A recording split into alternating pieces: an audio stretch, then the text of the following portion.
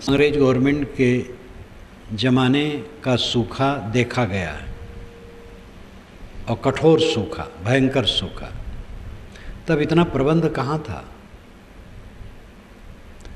सरकार तकावी देती थी, कुछ पैसे एक एक किसान को अधिक से अधिक 40 रुपये, 50 रुपये, किसी किसी को 100 रुपये, इससे ज़्यादा नहीं।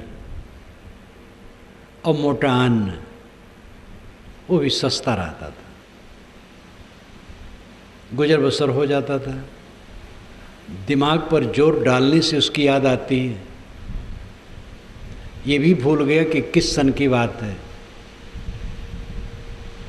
भारत आज़ाद होने के बाद कई बार सूखा पड़ा और तब भी अन्न कम था, विदेश से आता था, वो सब भाग गया। अब तो अन्न खूब हो गया। अगर ऐसी घटना घटती है, व्यवस्था में कमजोरी के कारण भले हो, नहीं तो अन्न की कमी भारत में नहीं। हो जाएगा गुजर, फिर पानी बरसेगा, फिर होगा। इतनी नहरें हो गई, इतनी व्यवस्था हो गई, पंपिंग सेट हो गए, बोरिंगें हो गई, उसमें भी काफ़ी कवर कर लेगा। जो करने योग्य है वो करना चाहिए, चिंतित होने से क्या फ़ायदा होगा। दाहा जहाँ हो गया उसमें भी रोने से क्या होगा। जो नियम हैं प्रकृति के, उन पर किसी का अधिकार नहीं है, और उसके लिए भावुक बन करके प्रार्थना करने के चक्कर में समय और शक्ति नष्ट न करो। पुरुषार्थ करो, श्रम करो, काम करो, रचनात्मक काम करो। पदार्थ जड़ पदार्थों के नियमों के अधीन है, उन पर आपकी सुव्यवस्था नहीं। इस चीज़ को समझें। प्राणी मान्यताओं के अधीन है, उन पर भी आपकी सुव्यवस्था नहीं। आपका प्यारा से प्यारा भिन्न मान्यता है, आपके मन के अनुकूल वो सर्वथा नहीं भी कर सकता है। विचारों का अंतर इसी तथ्य को लेकर के रहता है, पति पत्नी में, पिता पुत्र में, भाई भाई में, गुरु शिष्य में। गुरु शिष्य का एक सिद्धांत होते हुए, एक रहनी के नियम होते हुए, कुछ संस्कार अलग हैं, कुछ विचार अलग हैं, स्वभाव अलग हैं। उसको आप क्या करेंगे। हर प्राणी मान्यताओं के अधीन है, स्वभावों के अधीन है, रुचियों के अधीन है। ऐसी व्यवस्था में रह करके आप सब कुछ अपने अनुकूल चाहेंगे तो असंतोष के अलावा क्या होगा। क्यों असंतोष है? क्योंकि जिन पर हमारा अधिकार नहीं है, उन पर अधिकार करने की चेष्टा है। असंतोष होगा। अभिन्न मित्र का विचार बदल जाता है और तटस्थ हो जाता है, उदासीन। जो बिना मिले रह नहीं पाता था, वो मिलना नहीं चाहता है। और ऐसा भी हो जाता है कि विरोधी हो जाता है। दांते काटी रोटी अवध क्षेत्र में कहावत कहते हैं। एक रोटी को एक मित्र ने दांत से काटा और उसी को दूसरा मित्र काटता है। इतना प्यार, दांते काटी रोटी, मित्रता। लेकिन ऐसे मित्र विरोधी हो जाते हैं और सर काटने के तैयार हो जाते हैं। ऐसी भी घटना होती है। सर काटने की एक लाक्षणिक कथन है, केवल सर ही काट देना सर काटना नहीं है। विरोध करना सर काटना है। पदार्थ जड़ द्रव्यों के स्वभाव के अधीन है, प्राणी अपनी मान्यताओं के अधीन है, और इन्हीं के बीच में अनुकूल परिस्थितियां समय समय से निर्मित होती हैं और बिगड़ती हैं। ऐसी हलचल में आप बैठे हैं और बिल्कुल उनकी आशा बनाए हरदम बैठे हैं, तो असंतोष ना होगा तो क्या होगा? ईश्वर विचार करें। परिवर्तन को कोई रोक नहीं सकता है। अबाध गति से प्रकृति में निरंतर परिवर्तन होता, उसको स्वभावीय परिवर्तन। द्रव्य और गति ये अभिन्न है। जो कहते हैं कि जड़ द्रव्य में गति कैसे हो सकती बिना ईश्वर के गति डाले? जब ईश्वर गति डालेगा तब उसमें गति होगी। जड़ तो गतिहीन है। ये जो हवा इस समय पूर्वी चल रही है, बंगाल तरफ से ईश्वर ढकेल रहा है, और जब पश्चिमी चलने लगेगी तो पंजाब चला गया होगा, ईश्वर वहाँ से ढकेलेगा। इतनी अकल आज जमाने में भी जो नरक है, क्या समझदार है? हवा चलने के अपने नियम हैं, उनके अपने दाब हैं, उससे हवा के रुख में परिवर्तन होता है। कोई देवता नहीं चलाता है। ज्वालामुखी फूट करके जहाँ निरंतर आग उगल रही है ज्वालामुखी, वो कोई देवता नहीं उगल रहा है। प्रकृति के नियमों को हमें समझना चाहिए। ज्ञान के बिना भी दुख है, अज्ञान से। और फिर हमारा प्रलोभन, मिथ्या विश्वास, वो हमें कष्ट देता है। प्राणी पदार्थों से सुख पाने की जो लालसा है, असंतोष का कारण है। प्राणी पदार्थों में व्यवहार करना चाहिए। जो प्राणी पदार्थ मिलते हैं उसमें हमें व्यवहार करना चाहिए, विवेक युक्त देख करके बर्ताव करना चाहिए। उनसे कामना नहीं करनी चाहिए। जो आपको आवश्यक है वो स्वयं होगा। आप परिवार या समाज में हैं, अब अपनी योग्यता और शक्ति के अनुसार श्रम कीजिए, सेवा कीजिए, भोजन अपने आप आपको मिल जाएगा। हम लोग इतने लोग बैठे हैं, सब भोजन थोड़े बनाते हैं और सब भोजन खाते हैं और कुछ करते हैं। यहाँ तो मानो आगंतुक आए हैं कुछ दिन के लिए, ध्यान के लिए,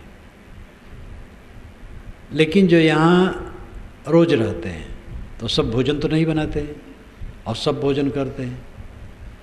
सब सफाई तो नहीं करते हैं, लेकिन सफाई का लाभ सबको मिलता है।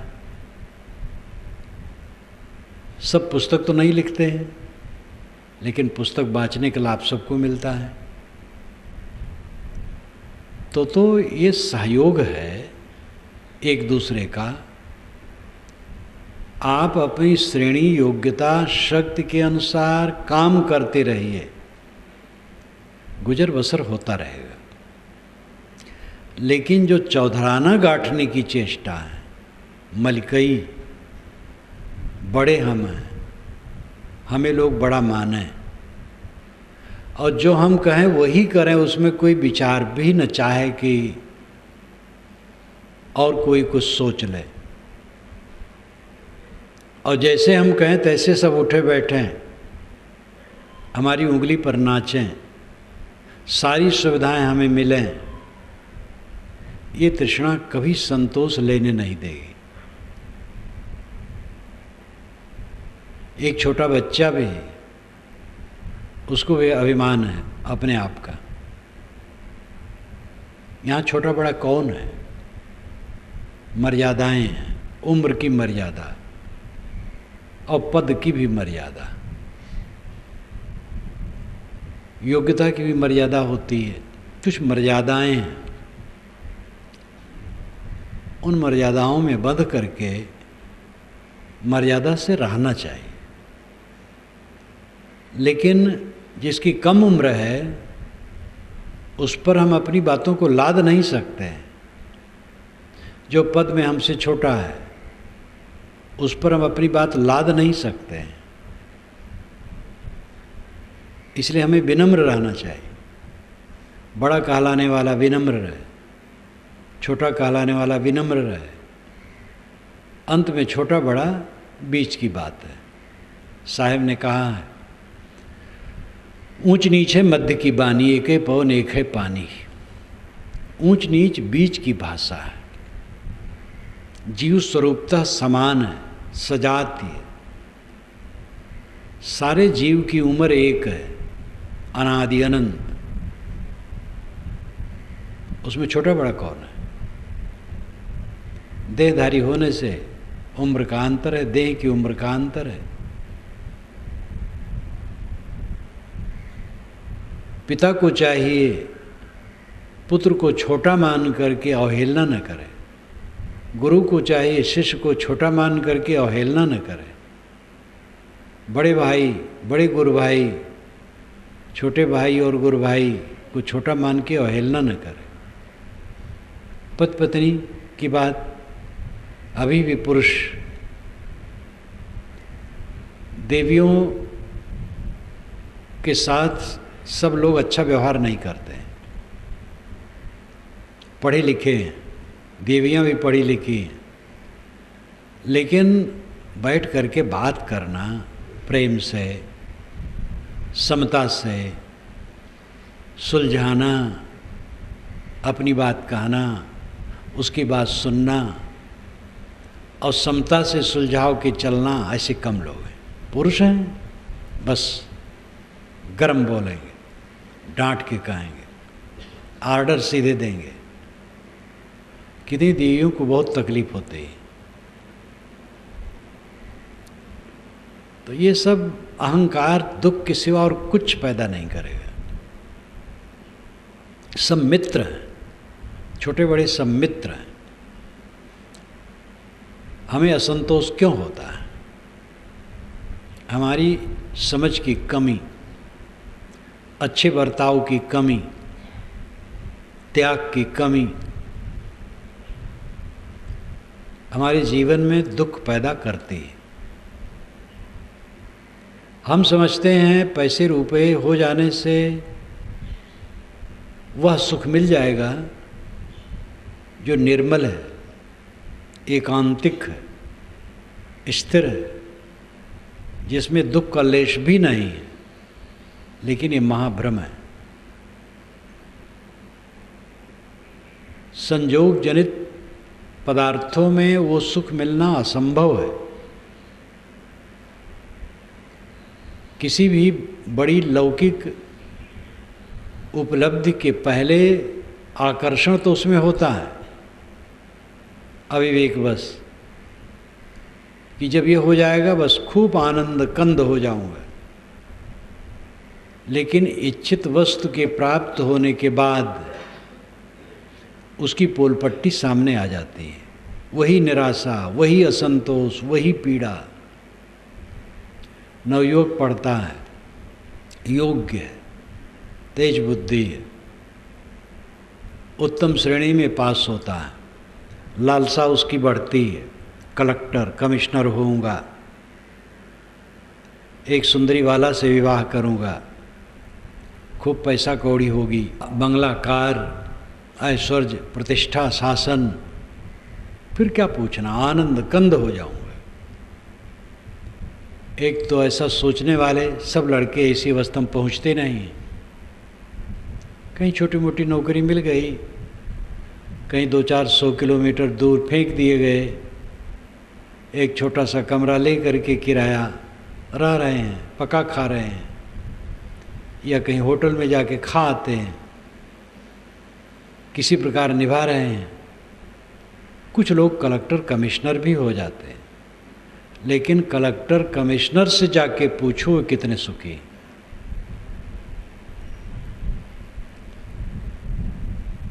एक कलेक्टर रेंज के अधिकारी मुझसे दुखी होकर कहे कि लोग काम नहीं करना चाहते, बड़ी तकलीफ है। जितने वर्कर हैं, छोटे छोटे अफसर हैं, काम नहीं करना चाहते। वे आदमी बहुत अच्छे हैं, स्वयं काम करते हैं, दूसरे काम नहीं करना चाहते हैं। उनकी वेदना को मैंने कई बार देखा, कई बार वो मिले, तो एक ही पीड़ा बतावें, तनख्वाह तो बढ़ गई है, काम घट गया है। सरकारी नौकरी पा जाने पर तो लोग समझते हैं पेंशन है, पेंशन मिल गई अब। तो ये दुर्भाग्यपूर्ण है। असंतोष उपलब्धियों के बाद ज्यों का त्यों बना रहता है। इच्छित उपलब्धियों के बाद भी असंतोष ज्यों का त्यों बना रहता है। किसी जवान को पुत्र न हो और 10 वर्ष हो गए हों विवाह हुए,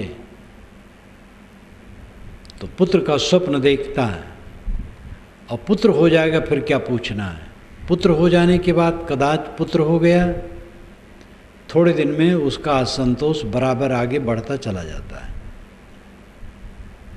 ये असंतोष की दवाई लौकिक उपलब्धि नहीं है, मूल में ही सोचना असंतोष क्यों, क्योंकि समझ सही नहीं। हम ऐसी वस्तुओं पर अपना मन निर्भर करते हैं जो हर समय गतिशील है, जो एक क्षण रुकती नहीं, बदलती रहती। उसमें हमारी सुवस्था नहीं।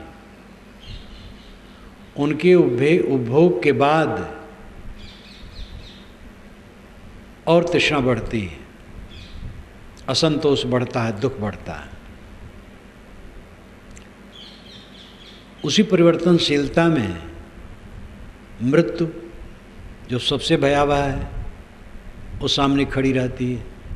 जहाँ ज़्यादा प्रेम होता है उसके मरने का भय तो स्वाभाविक लोगों को बना रहता है। प्रिय पुत्र, प्रिय पति, प्रिय पत्नी, प्रिय भाई, जो भी प्रिय है, ज़्यादा कामकाजी। इंदिरा गांधी ने एक बार बहुत बढ़िया बात कही थी, वो सबकी बात है कि जो लोग मरने वाले के लिए रोते हैं, उनके लिए थोड़े रोते, अपने लिए रोते हैं, क्योंकि उनको सुविधा थी उनसे और सुविधा छिन गई। ये बात सबकी है, लेकिन याद आई, उन्होंने कहा था, अखबार में एक बार पढ़ा था। अच्छी बातें तो सबके दिमाग में आती हैं, सभी कहते हैं। घर में एक ऐसा व्यक्ति हो जो निकम्मा हो, मर जाए, कोई परेशानी नहीं होती। और अगर वो ज़्यादा परेशान करने वाला हो तो खुशी होती। अपना ही पुत्र हो, खाट पर पड़ा हो, डॉक्टर ने कह दिया हो ये खड़ा नहीं होगा आप, और आप लोगों को सेवा इसके जीवन भर करना पड़ेगा। उठाना, बैठाना, टट्टी कराना, उसकी टट्टी धोना, उसके मुख में ग्रास डालना, सब कुछ करना पड़ेगा। ऐसे पुत्र को माँ बाप भी चाहेंगे अब ये न रहे तो अच्छा है। तो